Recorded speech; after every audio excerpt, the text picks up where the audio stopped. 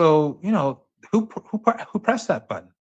Who bombed? Did the double tap strikes in the different cities in Iran? Who bombed the ambulances? Who killed all these kids? Who killed our leaders?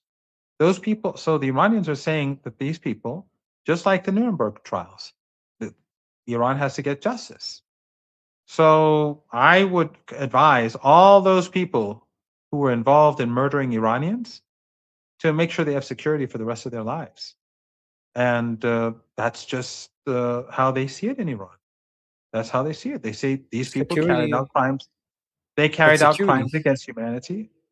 But they would because if they face justice, that means they should face the legal system. Why would they need security if well, unless if there is no legal system in the world that we live in, Mario, there is no legal system. So nations to protect themselves when the United States creates a jungle and imposes the law of the jungle, then people, in order to protect themselves, they'll put up their own framework for justice.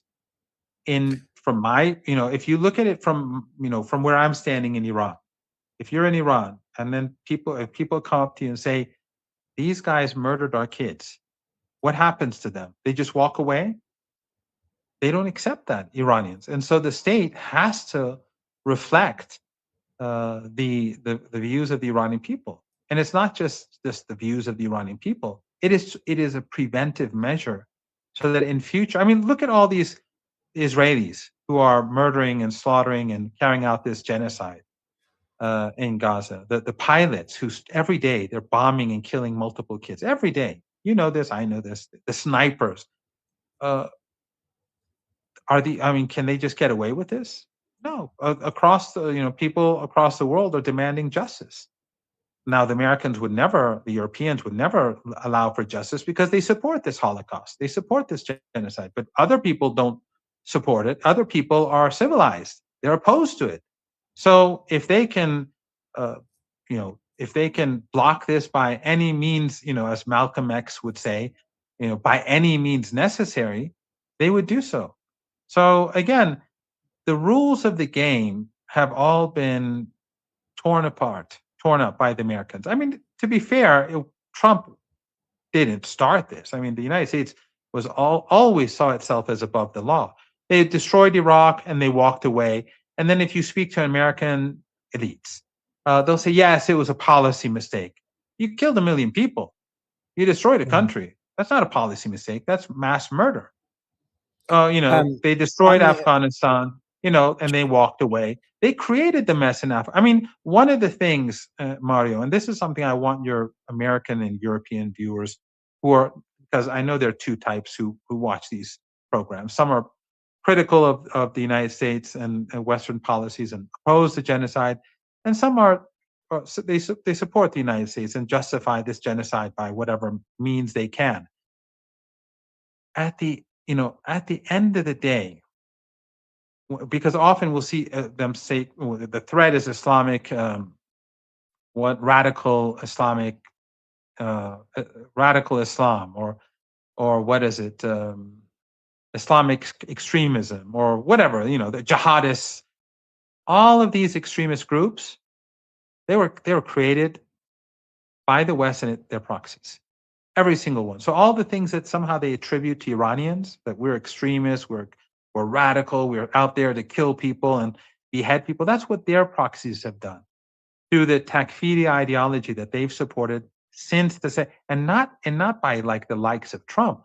This began with Jimmy Carter. Jimmy Carter and his national security advisor, Brzezinski, they began funding the so-called Mujahideen along with their Saudi and proxies and the proxies in the Persian Gulf. Before the Soviet Union, I mean, I don't know if the Saudis began from day one, but before the Soviet Union invaded Afghanistan, they funded these groups in order to provoke the Soviet Union to invade Afghanistan. They wanted to create a Vietnam. This is not, what do you call it? Conspiracy. Conspiracy theory. This is what Brzezinski himself said. So they wanted to create a Vietnam. So they sacrificed Afghanistan to get revenge on the Soviet Union. What sort of monstrous regime does that? And then they and the Saudis began to fund these extremist groups. Where did Al Qaeda come from? And then I don't want to get into 9/11, but a decade after 9/11, Al Qaeda was again being used in Libya and then Syria and so on. So, and then of course you invited um, Tucker Carlson on your show. You know his documentary about 9/11 and all that. I used to I used to shy away from people who believe that 9/11 was more than just a bunch of these 19 people and Al Qaeda people. I used to shy away from them for years, and then more recently, I'm looking and saying, actually, uh, the narrative that I believed Worth in a doesn't deeper make look. sense. It doesn't Yeah. make sense.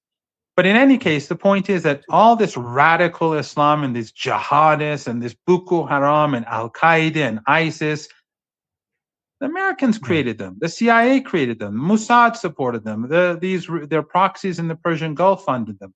So Just when people, Professor, and just want then to ask you look at what quickly. happened. Look what happened in Spain. This That's Muslim crazy. invasion. That's crazy. Yeah. The Moroccan invasion. Just a quick thing to wrap up. I wanted, because I don't want to get an aha moment. I just want to genuinely understand your position when you said they should get security and the legal system doesn't work.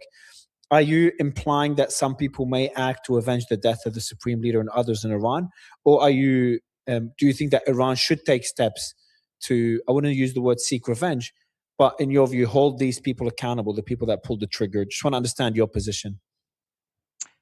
I don't think, unless it's on the battlefield, like in Jordan or wherever during a war, they may target like generals or whatever on the battlefield, the people who pulled the trigger. That's war is war. Or whether in Tel Aviv or anywhere else. If the war expands, then I'm sure the Iranians will be seeking these people out on the battlefield, just as they sought out the Iranian leaders. I don't think that the Iranians are going to at all. I don't believe at all that the Iranians are going to pay people to go to the United States, sleeper cells. All that is nonsense. That is just to scare people in the United States. I mean, if you do see a major attack in any time in the future in the United States, you can be sure that it was the Israelis or the Mossad or that it was an inside job or whatever. I have no doubt about that. But will there be people who may seek revenge for the crimes that were committed? Yeah, I think so. I think that there will be people who will, if they have the opportunity to get revenge for all the murder and the slaughter, that they'll do so. Yeah, I'm Do you sure think there. they should? I Do mean, you think they should, or you I'm advocate I, against it? I'm not going to personalize this sort of thing. But Professor Izadi also avoided that question. It's a tough question.